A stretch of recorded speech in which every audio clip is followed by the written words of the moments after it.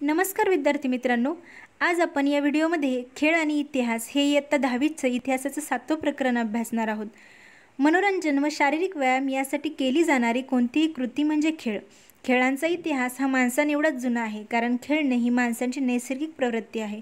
माणसाच्या प्रारंभीच्या काळात विविध प्रकारचे खेळ खेळले जात। शिकार हा जसा उदरनिर्वाहाचा मार्ग होता, तसाच तो खेळ व मनोरंजनाचा एक भाग होता। भारतातील प्राचीन साहित्यामध्ये आणि महाकाव्यांमधून द्यूत, कुस्ती, रथांच्या आणि घोड्यांच्या शर्यती आणि बुद्धिबळ यांचे उल्लेख येतात। खेळ आणि ग्रीक लोक यांचं नातं प्राचीन काळापासूनचं आहे। खेळांना नियमित व सुसंघटित स्वरूप ग्रीकांनी दिलं। धावणे, थाळीफेक, रथ व घोड्यांच्या शर्यती, कुस्ती, मुष्टियुद्ध इत्यादींचे सामने त्यांनी सुरू केले। प्राचीन ऑलिम्पिक ही खेळाची स्पर्धा ऑलिम्पिया ग्रीक शहरात घेतली जात असे। या स्पर्धेमध्ये भाग घेणे व विजय मिळवणे हे मानाचं समजलं जाईल। यानंतर जाणून घेऊयात खेळांचं आपल्या जीवनामध्ये नेमकं महत्त्व काय। खेळाला आपल्या जीवनात महत्त्वाचं स्थान आहे। जीवनातील व्यथा आणि चिंता विसरायला लावण्याचं सामर्थ्य खेळांमध्ये आहे। मनाला विरंगुळा देणं आणि मन ताजेतवाने करण्याचे काम खेळ करतात। ज्या खेळात भरपूर श्रम किंवा शारीरिक हालचाली कराव्या लागतात, त्या खेळांमुळे खेळाडूंचा व्यायाम होतो। शरीर काटक व बळकट बनवण्यास खेळ मदत करतात। खेळांमुळे मनोधैर्य, चिकाटी, खेळाडूपणा इत्यादी गुणांची वाढ होते। सांघिक खेळ खेळल्यामुळे आपापसात सहकार्य, संघभावना वाढीस लागते आणि नेतृत्व गुणांचा विकास होतो। जाणून घेऊयात खेळांचे नेमके प्रकार कोणते। खेळांचे बैठे आणि मैदानी असे 2 प्रकार आहेत। यामध्ये बैठे खेळ म्हणजे काय तर बसून खेळायचे खेळ, उदाहरणार्थ बुद्धिबळ, पत्ते, सोंगट्या, कॅरम, काचकवड्या हे खेळ कोठेही बसून खेळता येतात। सागरगोटे हा बैठा खेळ प्रामुख्याने मुली खेळतात। भातुकली हा खेळही लहान मुलींचा समजला गेला असला तरी त्यात घरातील सर्वजण सामील होऊ शकत। विशेषतः भाऊला भाऊलींचे लग्न हा एक कौटुंबिक आनंदाचा सोहळा असे। यानंतर माहिती करून घेऊ मैदानी खेळ। मैदानी खेळांमध्ये देशी आणि विदेशी खेळ असे प्रकार आहेत। देशी खेळांमध्ये लंगडी, कबड्डी, आटापाट्या, खो खो इत्यादी खेळांचा समावेश होतो। मुलांमुलींमध्ये गोट्या, लगोरी, विटीदांडू, भिंगऱ्या, भोवरे, फुगडी, झिम्मा, लंगडी असे खेळ लोकप्रिय आहेत। विदेशी मैदानी खेळामध्ये बॅडमिंटन, टेबल टेनिस तसेच हॉकी, क्रिकेट, फुटबॉल, गोल्फ आणि पोलो इत्यादी खेळांचा समावेश होतो। मैदानी खेळांमध्ये धावण्याच्या शर्यती जगभर लोकप्रिय आहेत। यात 100 मीटर, 200 मीटर, मॅरेथॉन आणि अडथळ्यांच्या शर्यती यांचा समावेश होतो।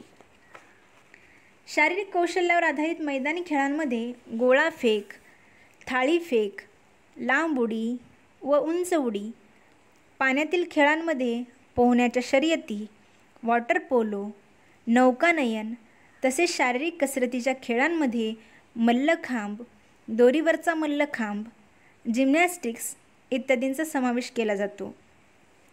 साहसी खेळांमध्ये स्केटिंग आणि स्कीइंग यालाच आपण घसरण्याच्या शर्यती असं म्हणतो। आईस हॉकी हे खेळ लोकप्रिय आहेत। साहसी व रोमांचकारी खेळांमध्ये प्रस्तरारोहण, ग्लायडिंग, मोटारसायकल, मोटार कार यांच्या शर्यतींचा समावेश होतो। यानंतर जाणून घेऊ खेळांच्या स्पर्धा। खेळांच्या स्पर्धांना जगभर मान्यता मिळाली आहे। ऑलिम्पिक, एशियाड, दिव्यांगांचं ऑलिम्पिक, क्रिकेट विश्वचषक स्पर्धा, हॉकी, कुस्ती, बुद्धिबळ इत्यादी खेळांच्या स्पर्धा जागतिक पातळीवर होतात। आपल्या देशात हॉकी, क्रिकेट हे खेळ लोकप्रिय आहेत। हॉकी हा भारताचा राष्ट्रीय खेळ आहे। या खेळांच्या स्थानिक, शहर, तालुका, जिल्हा, राज्य, राष्ट्र आणि आंतरराष्ट्रीय स्तरावर स्पर्धा होतात। राष्ट्रीय, आंतरराष्ट्रीय स्पर्धा गाजवणाऱ्या खेळाडूस त्या क्षेत्रामध्ये उत्तम करिअर करता येतं। माहीत आहे का तुम्हाला, मेजर ध्यानचंद हे भारतीय हॉकीचे खेळाडू आणि संघनायक होते। त्यांच्या नेतृत्वाखाली 1936 साली भारतीय हॉकी संघाने बर्लिन ऑलिम्पिकमध्ये सुवर्णपदक जिंकले। त्यापूर्वी 1928 आणि 1932 मध्येही भारतीय हॉकी संघाने सुवर्णपदके जिंकली होती। तेव्हा ध्यानचंद हे भारतीय संघाकडून खेळले होते। 29 ऑगस्ट हा त्यांचा जन्मदिवस राष्ट्रीय क्रीडा दिवस म्हणून पाळला जातो। त्यांना हॉकीचे जादूगार असे म्हणतात। 1956 मध्ये त्यांच्या हॉकीतील कामगिरीबद्दल त्यांना पद्मभूषण या सन्मानाने विभूषित करण्यात आले। यानंतर जाणून घेऊ खेळांचं आंतरराष्ट्रीयकरण. 20व्या-21व्या शतकात खेळांचे आंतरराष्ट्रीयकरण झाले. ऑलिम्पिक, एशियाड, ब्रिटिश राष्ट्रकुल, विम्बल्डन यांसारख्या स्पर्धांमधून खेळल्या जाणाऱ्या क्रिकेट, फुटबॉल, लॉन टेनिस इत्यादी सामन्यांचे थेट प्रक्षेपण दूरदर्शन व अन्य वाहिन्यांवरून जगभर एकाच वेळी केले जाते. ज्या देशांचा त्या खेळात काही सहभाग नाही असे प्रेक्षकसुद्धा त्या खेळाचा आनंद घेत असतात. उदाहरणार्थ, क्रिकेट विश्वचषक स्पर्धेत भारत अंतिम फेरीत पोहोचल्यावर जगभरातील प्रेक्षकांनी तो सामना पाहिला. या जगभरच्या प्रेक्षकांनी खेळाचं अर्थकारणच बदलून टाकलं.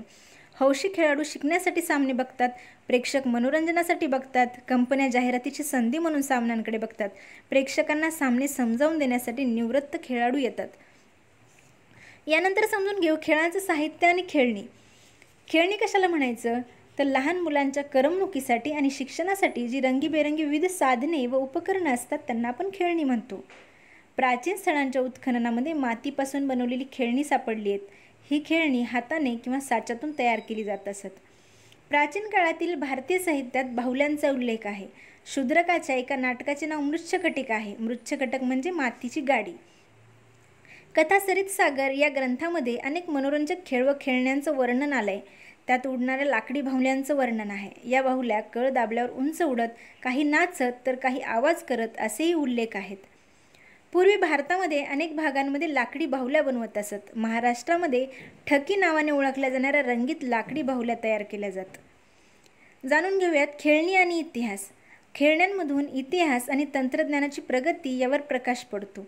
धार्मिक आणि सांस्कृतिक परंपरा समजतात. महाराष्ट्रात दिवाळीमध्ये किल्ले करण्याची मोठी परंपरा आहे. या मातीच्या किल्ल्यांवर छत्रपती शिवाजी महाराज आणि त्यांचे सहकारी यांच्या प्रतिमा ठेवतात. महाराष्ट्रातील किल्ल्यांच्या साहाय्याने घडलेल्या इतिहासाला उजाळा देण्याचाच हा एक प्रकार आहे. इटलीतील पॉम्पेई शहराच्या उत्खननात एक भारतीय हस्तिदंती बाहुली सापडली. ती 1ल्या शतकातील असावी असा इतिहासकारांचा अंदाज आहे. त्यावरून भारत आणि रोम यांच्यातील परस्पर संबंधांबद्दल अनुमान करता येतं. अशा रीतीने उत्खननात मिळालेली खेळणी ही प्राचीन काळी विविध देशांमधील परस्पर संबंधावर प्रकाश टाकू शकतात. खेळ आणि संबंधित साहित्य आणि चित्रपट नेमके कोणते आहेत तर खेळाशी संबंधित साहित्य ही एक नवी ज्ञानशाखा आहे. खेळाशी संबंधित पुस्तके, कोश नव्याने तयार होत आहेत. मराठी भाषेत नुकताच मल्लखांबाचा इतिहास प्रकाशित झाला. व्यायाम या विषयावर कोश आहेत. खेळ या विषयाला वाहिलेले षटकार नावाचे नियतकालिक पूर्वी प्रसिद्ध होत होते. इंग्रजीमध्ये खेळ या विषयावर विपुल प्रमाणात साहित्य उपलब्ध आहे. खेळ या विषयाला वाहून घेतलेल्या दूरदर्शन वाहिन्यासुद्धा आहेत. अलीकडच्या काळात खेळ आणि खेळाडूंचा जीवनपट यावर काही हिंदी व इंग्लिश चित्रपटांची निर्मिती झाली. उदाहरणार्थ मेरी कोम आणि दंगल. मेरी कोम ही ऑलिम्पिकमध्ये भाग घेणारी आणि कांस्य पदक मिळवणारी पहिली महिला मुष्टियोद्धा आणि फुगट बहिणी या पहिल्या महिला कुस्तीगीर यांच्या जीवनावर हे चित्रपट आधारलेले आहेत. चित्रपट बनवताना चित्रपटाचा कालखंड, त्या काळातील भाषा, पेहराव, सामान्य जनजीवन या सगळ्यांचा सखोल अभ्यास करावा लागतो. या गोष्टींचा सखोल अभ्यास करणे इतिहासाच्या विद्यार्थ्यांना शक्य असते. कोशांतर्गत व वर्तमानपत्रे किंवा अन्य ठिकाणी क्रीडा या विषयावर लिहिताना खेळांचा इतिहास माहिती असणं आवश्यक असतं. यामध्ये आता नेमक्या व्यावसायिक संधी कोणकोणत्या आहेत? खेळ आणि इतिहास या गोष्टी वरवर पाहता भिन्न वाटल्या तरीसुद्धा त्यांचा निकटचा संबंध आहे. इतिहासाच्या विद्यार्थ्यांना क्रीडा क्षेत्रात अनेक संधी आहेत. ऑलिम्पिक किंवा एशियाड सामने किंवा कोणत्याही स्वरूपाची राष्ट्रीय व आंतरराष्ट्रीय स्पर्धाच्या संदर्भातील लेखन, समीक्षा करण्यासाठी इतिहासाच्या जाणकारांची मदत घ्यावी लागते. खेळांच्या स्पर्धा सुरू असताना त्याबद्दल समीक्षापूर्ण निवेदन करण्यासाठी तज्ज्ञांची आवश्यकता असते. या तज्ज्ञांना खेळाचा इतिहास, मागील आकडेवारी, खेळातील विक्रम, गाजलेले खेळाडू, खेळासंबंधीची ऐतिहासिक आठवण अशा गोष्टींची माहिती देणं गरजेचं असतं. यासाठी इतिहास उपयुक्त ठरतो. दूरदर्शनावरून हॉकी, क्रिकेट, फुटबॉल, कबड्डी, बुद्धिबळ इत्यादी खेळांच्या सामन्यांचं प्रत्यक्ष सामना चालू असतानाचं प्रक्षेपण चालू असतं. विविध वाहिन्यांमुळे या खेळांसंबंधित नोंदी ठेवणाऱ्यांना महत्त्व प्राप्त झाले. खेळाशी संबंधित असणाऱ्या वाहिन्या 24 तास सुरू असतात. त्यामुळे या क्षेत्रात रोजगाराच्या अनेक संधी उपलब्ध होऊ शकतात. खेळाच्या स्पर्धांमध्ये पंचांची आवश्यकता असते. पंच म्हणून पात्रता प्राप्त करण्यासाठी परीक्षा असतात. अशी पात्रता प्राप्त केलेल्या पंचांना जिल्हा, राज्य, राष्ट्रीय आणि आंतरराष्ट्रीय स्तरावर काम करण्याची संधी मिळते. सरकारी आणि खाजगी पातळीवरून खेळांना उत्तेजन देण्याचे प्रयत्न चालू आहेत. खेळाडूंसाठी शिष्यवृत्तींची व्यवस्था करण्यात आली. सरकारी आणि खाजगी आस्थापनांमध्ये खेळाडूंसाठी राखीव जागाही ठेवण्यात आलेल्या आहेत. क्रिकेट सामन्यांचं मराठी भाषेतून समालोचन पूर्वी बाळज पंडित करीत असत. आकाशवाणीवर ही धावतं वर्णन ऐकण्यासाठी लोक जीवाचा कान करत असत. हे समालोचन करताना बाळपंडित त्या मैदानाचा इतिहास, खेळाडूंचा इतिहास, खेळाशी संबंधित असणाऱ्या आठवणी आणि पूर्वीचे विक्रम यांची माहिती देत असत. त्यांना खेळाचे आणि खेळाच्या इतिहासाचं उत्तम ज्ञान असल्यामुळे त्यांचे समालोचन रंजक व्हायचे. इथे आपला इतिहासाचा खेळ आणि इतिहास हा 7वा पाठ संपतो. धन्यवाद.